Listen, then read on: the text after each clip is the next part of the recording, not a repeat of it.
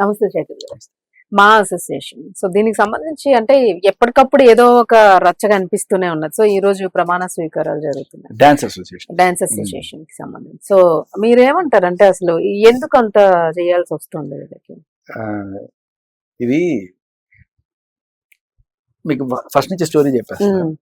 So ఈ dancers association, dancers directors association, so ఈ dance కార్మికులు ఎవరైతే ఉన్నారో వీళ్ళందరూ ఒక 600 మంది ఉంటారు. వీళ్ళందరికీ ఎన్నుకున్న ఒక బాడీ ఉంటుంది. దాంట్లో ప్రెసిడెంట్, తర్వాత ఎలక్టెడ్ బాడీ ఒక 10 మంది ఉంటారు. అయితే ఫస్ట్ లో జానీ మాస్టర్ ఉండేవాళ్ళు. తర్వాత రకరకాల రాజకీయాలు చేసి ఆయన మీద కేసులు పెట్టించి, పోక్సు కేసులు పెట్టించి ఆయన మొత్తానికి తప్పించారు. తప్పించిన తర్వాత కూడా ఇందాక మనం మాట్లాడుకున్నాం, లాలూ ప్రసాద్ గారిని తప్పిస్తే వాళ్ళ ఆవిడని నిల్చోబెట్టినట్టు, తర్వాత వాళ్ళ భార్య గారిని సుమలత గారిని నిల్చోబెట్టారు. బంపర్ మెజారిటీతో ఆవిడ. సో అక్కడ ఏంటి ఒక చిన్న పాయింట్ ప్రూవ్ అయింది, వీళ్ళ మీద కావాలని కుట్ర చేశారు, ఎవరు నమ్మట్లేదు. సో డాన్స్ అసోసియేషన్ అందరూ కూడా వాళ్ళతోనే ఉన్నారు. అసోసియేషన్ లో ఎలాంటి ఇది లేదు, బాగోగులు మంచిగా చూసుకుంటున్నారు అన్నట్టుగానే అక్కడ జనాలు టాక్ ఉంటుంది. అందులో దాదాపు రీసెంట్ గా పెద్ద సినిమా తర్వాత ఆయన వచ్చిన రెమ్యునరేషన్ 18 లక్షలు డాన్స్ అసోసియేషన్ కి ఇచ్చారు. అండ్ అలాగే ఒక 40 లక్షలు రామ్ చరణ్ గారితో కూడా ఇప్పించారు. సో ఇలా కొన్ని మంచి పనులు జానీ మాస్టర్ సైడ్ నుంచి జరుగుతున్నాయి అక్కడ. సో ఇది ఇలా ఉండగా అక్కడ ఒక అతను కరప్షన్ చేశాడు. సో డాన్సర్స్ కి చేరాల్సిన డబ్బులు ఈయన తినేసాడు, దొంగ లెక్కలు చెప్పి. అవి పట్టుకున్నారు, అందరూ చేబాట్లు పెట్టారు, ఆయన్ని సస్పెండ్ చేశారు. సస్పెండ్ చేసిన తర్వాత ఆయనకు ఉంటారు కదా ఒక ఫ్రెండ్స్, వాళ్ళందరూ ఈసీ సభ్యులు కొంతమంది వాడిని ఎట్లా తీస్తారు అది ఇది అని చెప్పి మొత్తానికి ఆ కరప్టెడ్ ఫెలోకి వీళ్ళు వంతపడుతూ వాడిని తీసేస్తే మేమందరం రాజీనామా చేస్తాం అని చెప్పి ఒక నిరసన, అందరూ రాజీనామాలు చేశారు. సరే రాజీనామాలు చేసిన తర్వాత అది కూడా ఈవిడికి ఇవ్వకుండా డైరెక్ట్ గా వెళ్ళి ఫెడరేషన్ లో ఇచ్చారు. ఓకే, ఇప్పుడు అదే తక్కువ పోలికి రావట్లా నాకు. పోలికే ఉంది. నేను మీ ఆఫీస్ లో నుంచి నేను రిజైన్ చేస్తున్నాను అని చెప్పి పక్క ఆఫీస్ లోకి వెళ్ళి చెప్తే ఎట్లా ఉంటుంది? నేను నీ రిజిగ్నేషన్ లెటర్ మీకు ఇవ్వాలి, నేను మీ ఆఫీస్ లో పనిచేస్తే. పక్క ఆఫీస్ లో ఇస్తే ఎలా ఉంటుంది? సరే ఇచ్చారు, ఎందుకంటే ఈ 24 క్రాఫ్ట్స్ వాళ్ళ ఆధీనంలో ఉంటాయి కాబట్టి. సో అలా ఏదో ఇచ్చుకున్నారు, ఆమోదించాల్సింది వీళ్ళు. సరే మొత్తానికి అక్కడికి వచ్చింది. తర్వాత ఈవిడ ప్రెసిడెంట్ అండ్ మిగతా సభ్యులందరూ దీంతో ఆమోదించేశారు. 10 మంది వెళ్తారా, సరే వెళ్ళండి, మమ్మల్ని ఆపేదేవారండి. ఇదేంట్రా బాబు సడన్ గా వెళ్తామంటే పంపించేస్తారా, మమ్మల్ని బుజ్జగించాలి కదా, ఉండండి సార్ అన్నారు కదా అనకుండా మీరు ఇలా రాజీనామాలు చేయకండి, మీకు ఏం కావాలి చెప్పండి మేము చేస్తాం అని మీరు అడగాలి. అప్పుడు మేము ఎవరైతే కరప్టెడ్ చేశారో అతను కరప్టెడ్ కాదు, అది మహానుభావుడు, ఆయన తీసుకోవాలని మేము చెప్పాలి. అప్పుడు ఈ ప్రాసెస్ ఇదంతా జరిగినాక ఫైనల్ డెసిషన్ అనేది మీరు బయటికి చెప్పాలి. అట్లా కాదు, మీరు రాజీనామా చేసేసిన తర్వాత బుజ్జగించాలి. అంతే. ఏంటి సార్ మీకేం కావాలి సార్ చెప్పండి, మీకేం కావాలి చెప్పండి అని చెప్పి మీరు అడగట్లేదు. మీరు చేశారు కదా వెళ్ళిపోండి అంటారు. ఇప్పుడు వాళ్ళకి ఎత్తుకుమంది ఇది మనల్ని బొచ్చగించట్లేదు, ఏమి చేయట్లేదు, ఇప్పుడు ఎట్లా అంటే పొమ్మని చెప్పి పచ్చజెండా. అదే తర్వాత ఏం చేయాలని అర్థం కాదు, మళ్ళీ ఫెడరేషన్కి వెళ్ళారు. ఫెడరేషన్కి వెళ్ళి మా రాజీనామాలు ఏదో పొరపాటు చేసేసాము, అవి ఆమోదించద్దని చెప్పండి అని చెప్పి అక్కడి నుంచి ఏదో పైరు చేశారు. సరే అదే విషయం వీడికి కమ్యూనికేట్ చేశారు వాడు, ఫెడరేషన్ వాడు. చేస్తే నాదేముందండి నేను ఒప్పుకుంటాను, కానీ మిగతా వాళ్ళు ఒప్పుకోవట్లేదు, ఇక్కడ మిగతా సభ్యులు ఒప్పుకోవట్లేదు. ఇక్కడ ఏంటి సభ్యుల్లో కొంతమందికి అగ్నిస్ట్ ఉండొచ్చు, కొంతమందికి ఈ పోస్టులు ఖాళీ అయినాయి కదా, ఉండొచ్చు. ఆ పోస్టులకి అస్పైర్ అయిన వాళ్ళు ఉంటారు కదా, ఇప్పుడు పోయిన ఎట్టా తీసుకుంటావు, తీసుకోవద్దు, నేను పోటీ చేస్తాను దానికి అనుకుంటా. కావాలంటే వాడిని నా మీద పోటీ చేసి గెలవం అంతే, అంతేగాని వాడిని తీసుకోవద్దు. వాడు రిజైన్ చేశాడు కదా, సైలెంట్ గా ఉన్న సింహాలు కూడా లేస్తాయి.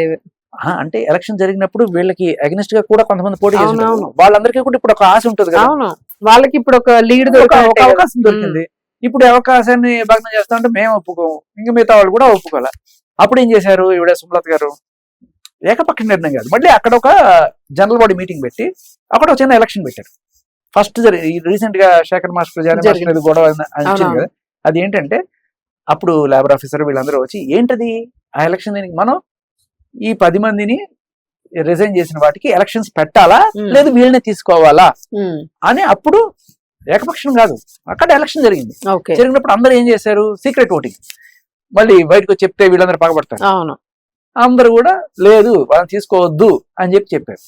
అయినా కూడా మీరేం చేస్తారని చెప్పి మళ్ళీ ఫెడరేషన్కి వెళ్ళి వాళ్ళతో రకరకాలుగా జానీ మాస్టర్ మీద నాన్ కోఆపరేషన్ పెట్టించడం, ఇలా రకరకాలుగా ఆయన వాళ్ళ మీద ఒత్తిడి తీసుకొచ్చారు. అరే మీ అంతటికి మీరు వెళ్ళిపోతామని ఫోన్ రిజైన్ చేసేసి మళ్ళీ మమ్మల్ని బుచ్చగించట్లేదు, ఇదే తంతు, అసహ్యంగా ఉంది.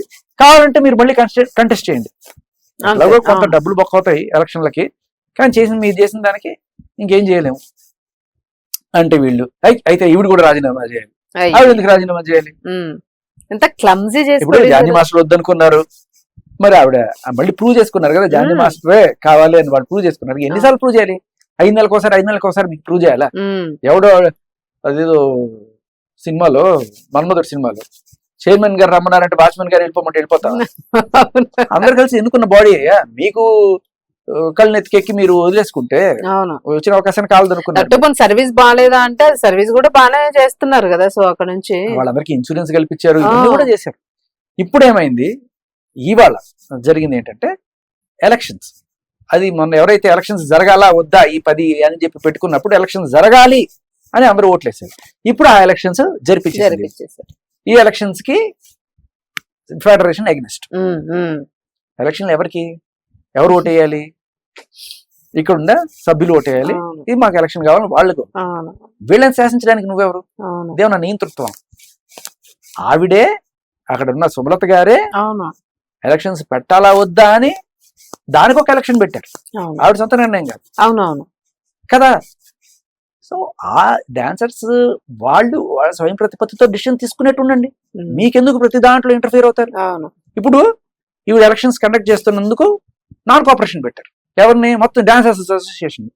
అంటే ఏమిటి, వీళ్ళతో ఎవరు డాన్సులు చేయించుకోకూడదు అంటే డాన్సర్స్ అసోసియేషన్ పక్కన పెట్టేసి, అంటే సినిమాలో పాటలు ఉండవా, డాన్సులు ఉండవా, చంద్రుడి మీద అడిగి కడుక్కోలేదు ఒకడు, అదే అలా ఎవరికి నష్టం? సో అయితే జనాల అక్కడ ఉన్న సభ్యుల డిసిషన్ ప్రజాస్వామ్యం నిలబడింది. అక్కడ వాళ్ళందరూ ఎలక్షన్ కోరుకున్నారు, ఎలక్షన్ వచ్చింది.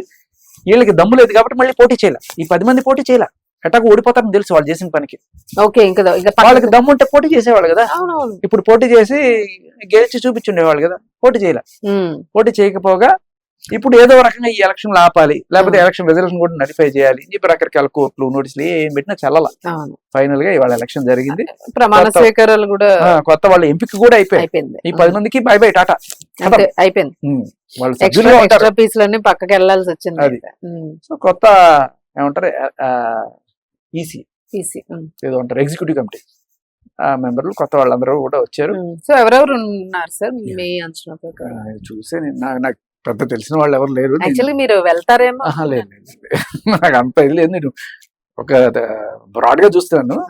ఉన్నారు, మీకు పంపిస్తాను. కొత్తగా ప్రమాణ స్వీకారం చేస్తున్న వాళ్ళు చెప్పి పెట్టారు, మీకు కావాలంటే డిస్ప్లే చేయొచ్చు. సో సభ్యులందరికీ కంగ్రాచులేషన్స్. మీరందరూ కూడా మీ మెంబర్స్ ఎన్నుకున్న సభ్యులు.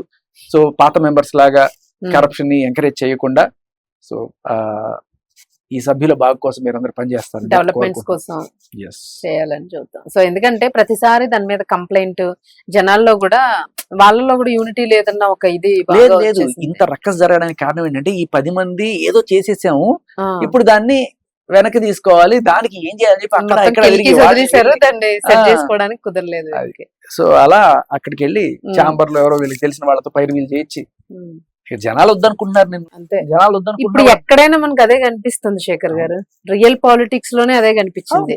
మీరు ఓటుకి నోట్లు ఇచ్చారు, ఇవేం లేదు, జనాలు ఏమనుకున్నారు అదే చేశారు. సో గవర్నమెంట్ చేంజ్ అవ్వడానికి రీజన్ సింపుల్ ఎగ్జాంపుల్ చెప్పనా మీకు.